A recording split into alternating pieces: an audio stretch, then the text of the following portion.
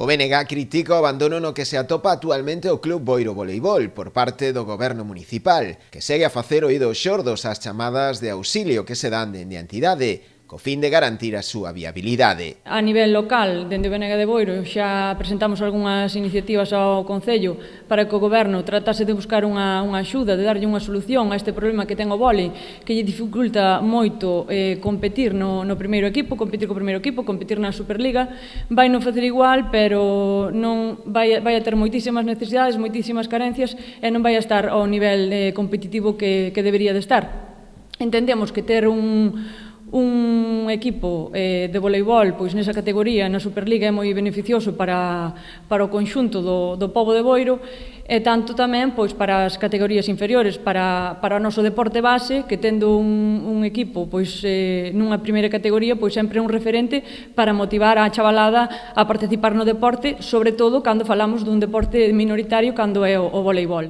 Ante esta situación, o BNG levará ao Parlamento unha proposta para que sexa a Secretaría Xeral para o Deporte da Xunta a que poña en riba da mesa as posibles solucións que permitan garantir así a continuidade do club, que está a atravesar por un grave problema económico. Viñemos a instar a Xunta a que medie nesta problemática para intentar atopar as solucións necesarias, falando co resto de administracións e federacións implicadas neste asunto, e con ese ton propositivo queremos quedar e a espera estamos agora de que a Xunta tome cartas no asunto para intentar resolver este problema que polo de agora o Concello non resolveu. Estamos a falar ademais nun deporte no que desgraciadamente este país xa perdeu un